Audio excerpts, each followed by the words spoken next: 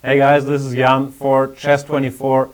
And this is the third time I'm recording a complete video on the game Mateusz Bartel against Jan Nepomniachtchi from the European Individual Championship. First try did not have sound. The second try I managed to not press the record button, I just found out. So this is going to be fun. Still, it was a good game and it deserves a video. We have Bartel against Nepomniachtchi. The first reason why this is an interesting game is the tournament situation. It's the last round of the European Individual Championship. Both players have 7 out of 10, which does not place them in the lead, but near to it. So it would look like they're both in a must-win situation, but that's not really the case. The European Individual Championship by most players is considered to be a qualifier for the World Cup. In order to reach the World Cup, which is held later this year in Baku, you have to finish among the first 23 within the European. And that could have been reached by making a quick draw, or by making a draw by both players with relative certainty, I believe. And that's why most of the other games between players on 7 out of 10 did end in draws. I think all of the other games actually. And this one is the odd exception where one or maybe both of the players decided, nah, let's not make a draw and go for the small gains, but let's try to win this game and do something big. The players are Mateusz Bartel with the white pieces and very experienced Polish Grandmaster, 2631 currently, was much higher rated, at one point was around 2680 if I'm not mistaken. And on the black side we have Jan Nepomniachtchi, 2700 player, the nominal favorite from Russia, very sharp player, former Russian champion, former, I think, shared first in another European individual. He's playing e4, c5 followed by d6, which c5 is the most combative first move, but it is also his main weapon, the Najdorf Sicilian against e4, so no surprises yet. Bishop b5 check, played by Bartel. This move for a long time was considered to be kind of a dull, solid option, but thanks to the efforts of Magnus Carlsen and others, it has become a viable alternative to the main move, which is the move d4, c takes d, knight takes d4, knight f6, and after knight c3, black can choose the Najdorf, the Dragon, the Scheveningen, the Richter-Rauser, whatever he pleases. I'm guessing Nepomniachtchi would have played the Najdorf. Bishop b5 check keeps the pawn structure fluid for the moment, and black faces a choice between bishop d7, knight d7, and knight c6. All of these moves playable. Nepomniachtchi goes for knight c6, arguably the most risky one, but also the one that leads to the most unbalanced kind of game. This is already a hint. Nepomniachtchi is not looking for a quick draw in this game. Castles is the main line.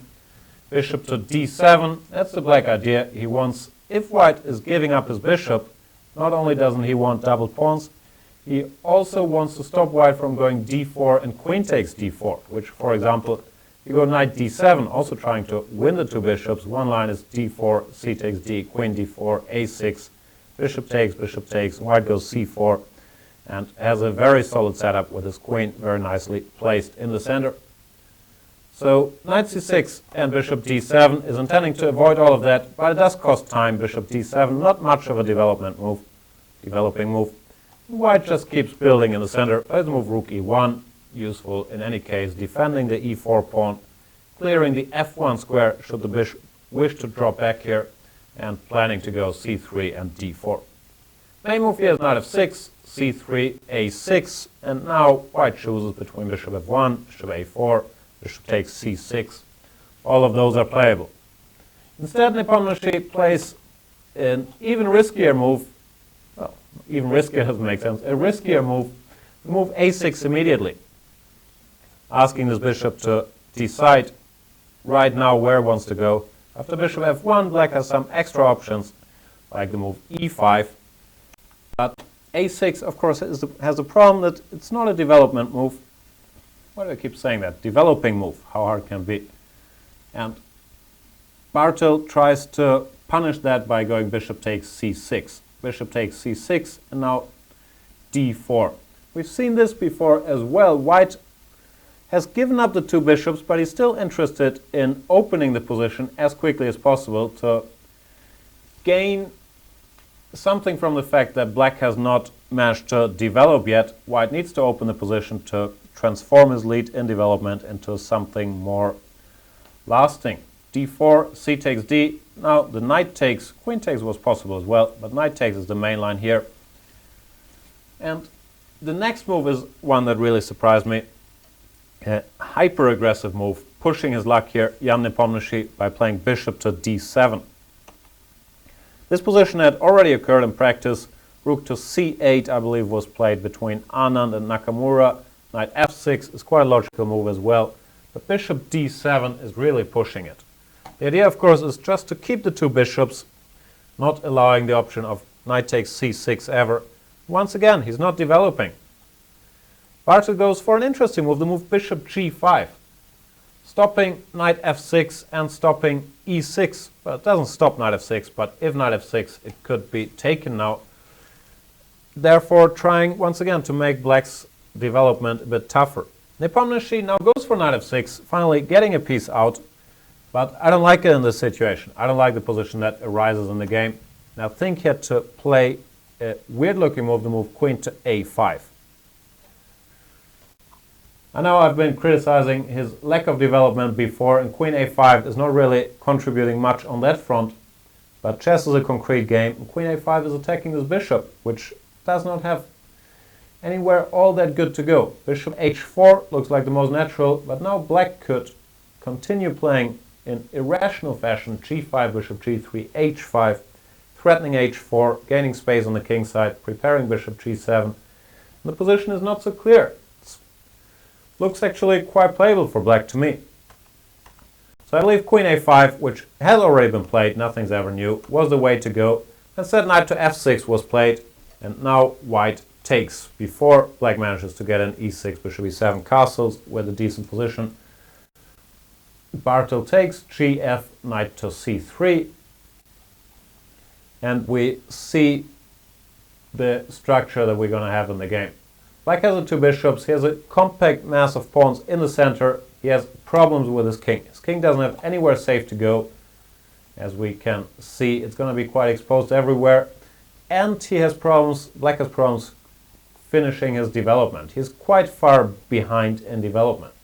For example, if we compare this to a theoretical line, the Richter-Rauser, knight f6, knight c3, knight c6, bishop g5, bishop d7 is a move that is played here.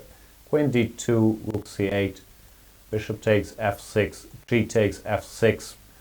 We see that, well, white has not yet exchanged this bishop for the knight, but white has managed to get in castles and rook to e1, while black has not even played rook to c8 yet. So white is a couple tempi up compared to these theory lines, and it starts telling here. Black needs two moves, actually. He wants to play e6 and h5. h5 stops queen to h5 and also grabs some much needed space on the king side, clearing this square, giving the rook some breathing space, and maybe playing to win even more space with h4.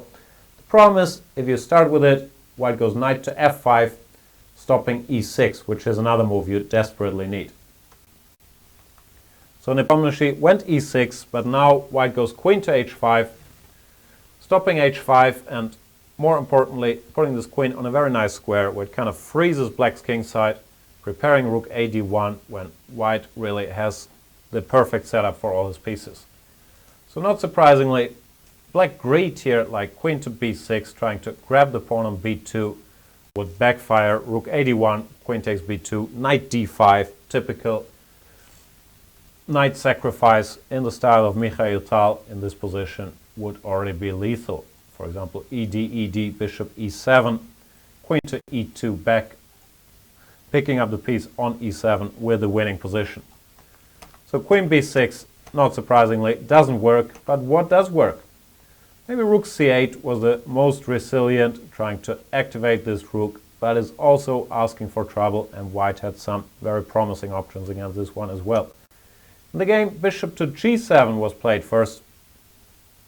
Not a pretty square for the bishop, but it makes a lot of sense nonetheless, should black ever manage or decide to castle kingside, this bishop will provide some shelter, and should black go f5 one day, manage to get an f5, the bishop could become quite active on the long diagonal. However, first it's white's move, and white plays a very natural rook ad1, keeping an eye on the d6 pawn, which of course has been weakened by this bishop's disappearance, and also defending the knight on d4 in case of f5. Next move, you could already label, well, I'm not sure if the decisive mistake. Black's position is very, very hard to play. Maybe bishop g7 is the decisive mistake, maybe it's a combination, maybe the black approach didn't really work, but after rook c8, black's position theoretically is going to be very, very hard to play. I imagine his original intention was the move castles, but then turns out that white generates a kingside attack very quickly.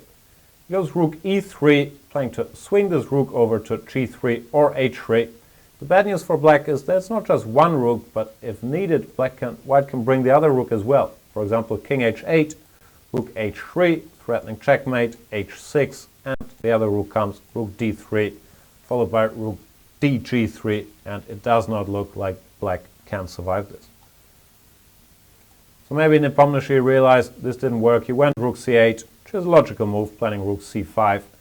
But once again, it leaves the king in the center. White is now fully developed, and he does strike while the iron is hot. He goes for a very pretty knight sacrifice, knight to f5. Typical Sicilian knight sacrifice as well. We don't see them that much nowadays.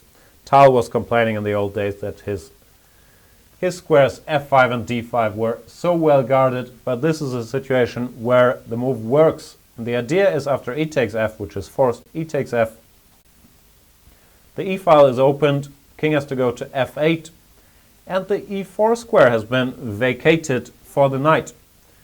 I'm not sure how much Bartel calculated here. I'm sure he calculated the move knight to e4. But I think you can play this sacrifice kind of on intuition as well. The black king is very weak. This bishop on g7 is buried alive now that f5 is not going to happen anymore. And this knight will arrive on d6, gaining already 2 pawns and creating quite some nasty threats. Actually a very simple threat. Knight takes d6 is the plan, followed by queen takes f7 checkmate. It's by no means easy to parry that.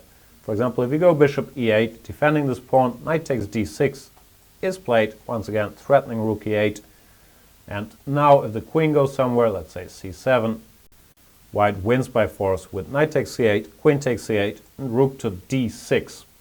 Doesn't look like anything special, but it carries a threat of queen to d1, followed by rook to d8. And it turns out there's nothing black can do against that threat, and the white rooks will cause havoc on the back rank. So that would be a way to end the game very quickly, but Nepomniachtchi had no such intentions, played a lot more strongly with bishop to c6, knight takes d6. Next problem for black is he has to cover this. Ideally he would want to keep his rook, but if you go rook c7, you might defend the checkmate, but not the checkmate against your queen. After knight takes b7, this queen is trapped, doesn't have anywhere to go, goes to, let's say, b8, rook d8 check, picks it up and ends the game. So rook c7, not a good idea. Instead, queen to c7 was the move he had to play, and he played. When after knight takes c8, queen takes c8, it looks like the situation stabilized a little bit.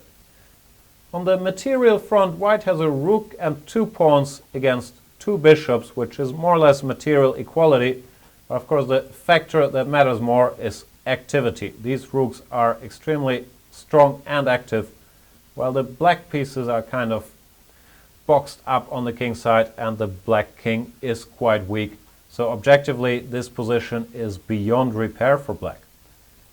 Bartel played the very human plan of rook to d4, once again intending queen to d1 and rook d8, while at the same time preparing to throw this rook over to the king side if it's needed.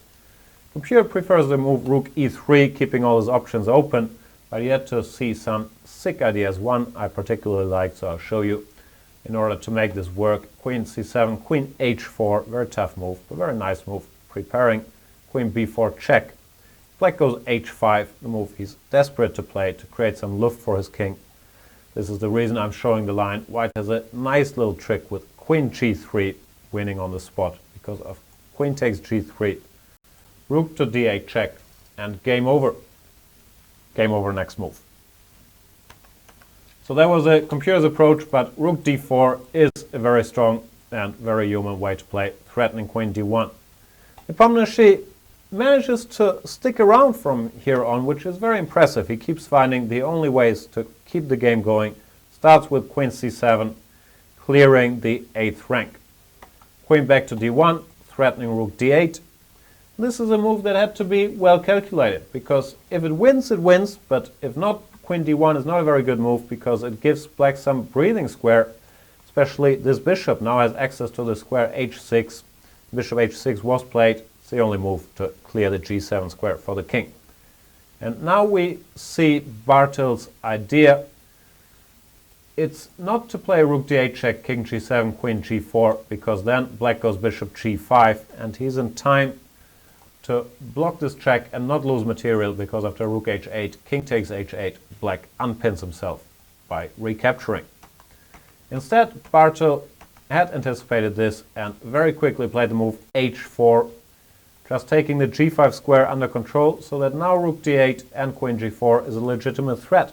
And it turns out it's a threat that cannot really be parried. If you go king g7, white wins by rook g4 check, king f8, and queen d4. Once again, difference in piece activity and king safety is too big here, too many threats.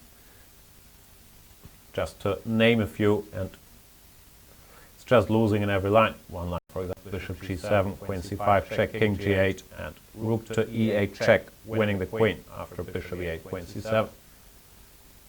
So things look pretty grim for black, but Nepomniachtchi once again finds the only way to hang around, move queen to a5, attacking the rook on e1, thereby making white a little less flexible, also threatening to take the pawn on f5.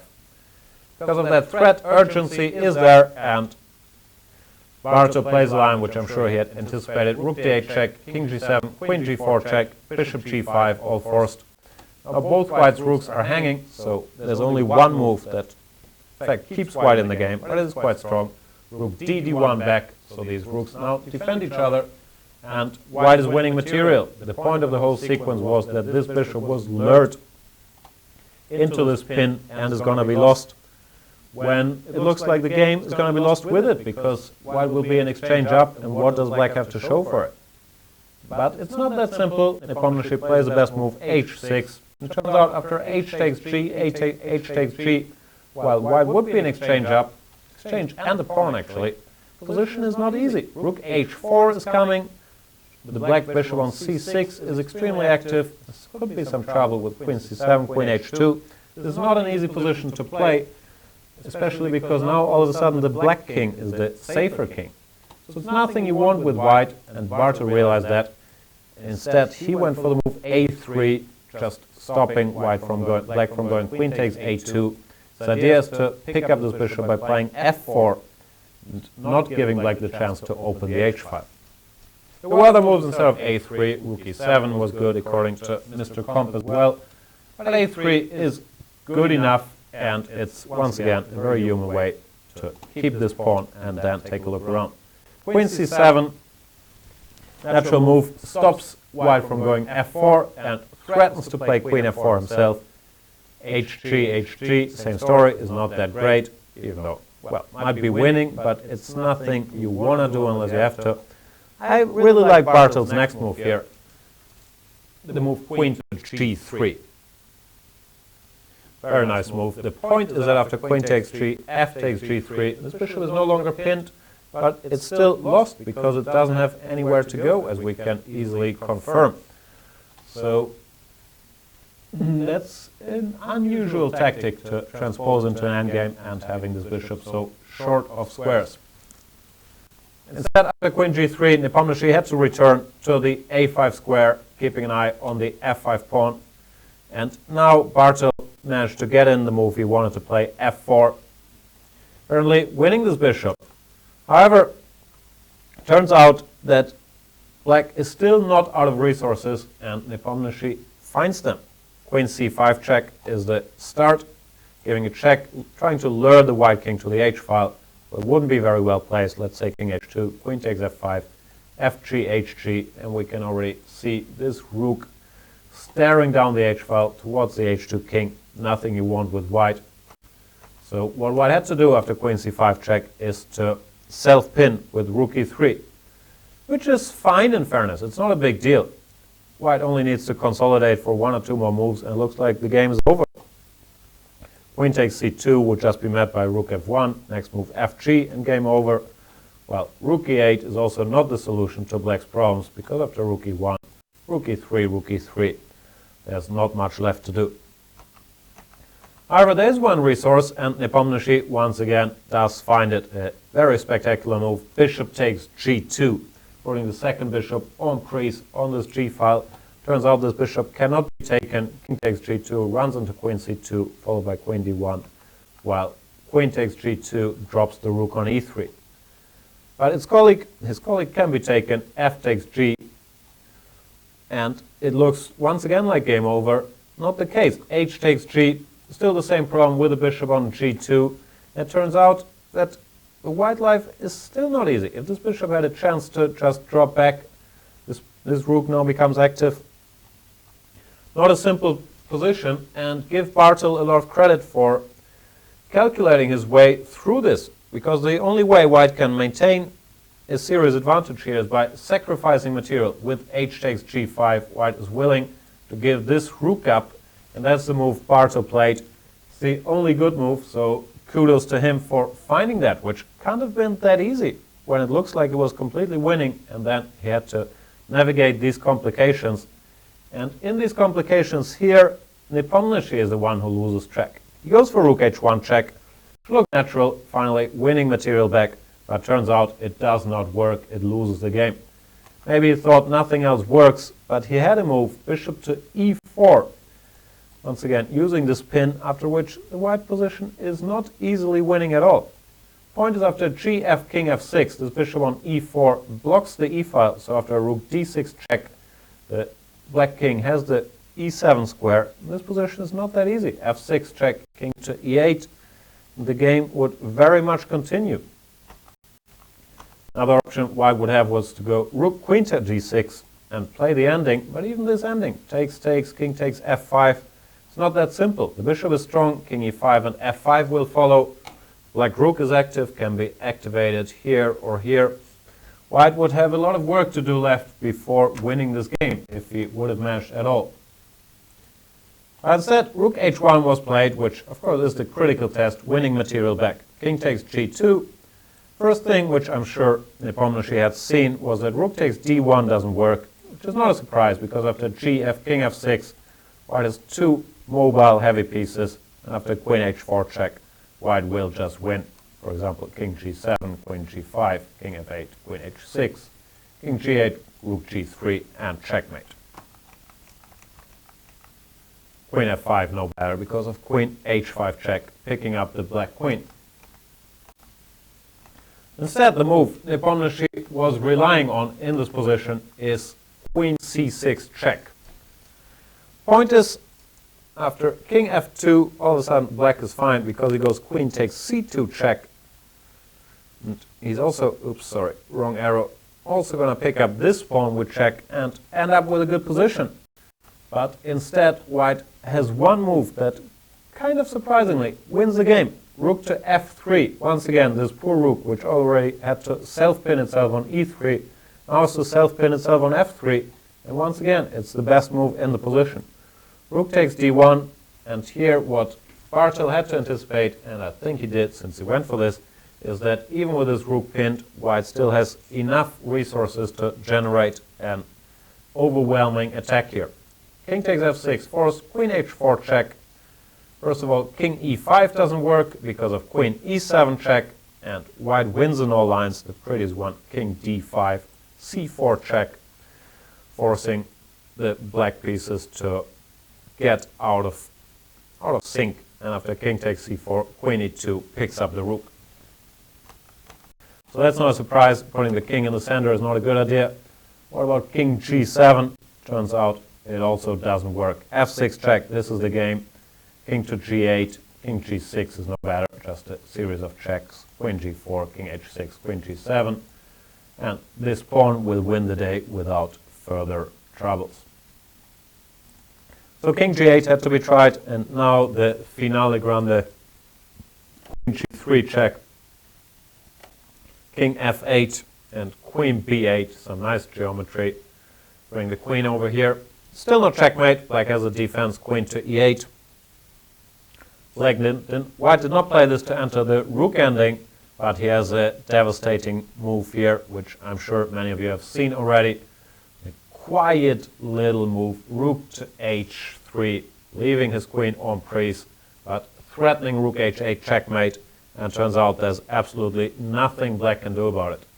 Nepomniachtchi gave one spy check, rook d2 check, king f3, but now there's no more sensible checks, and there is no way to parry this threat of rook h8. So Nepomniachtchi did resign here, and Mateusz Bartel won the game, which put him on 8 out of 11 and in shared second place in this European Championship. Nepomniachtchi paid the price for his very ambitious, maybe overzealous opening strategy. A lot of provocative moves, starting with a6, then bishop to d7 back, and after bishop g5, the move knight f6. He just took too many liberties trying to play for a win, and that meant for him that he finished 26th, not managing to qualify for the World Cup, which is reserved for the first 23. So he took a chance. I'm sure he was aware of the risks and going to live with the consequences. Had he won the game, we would have been praising him now for his fighting spirit. Did not end like that this time around. Still, it was an interesting game, and credit, of course, to Bartel, who played very, very well.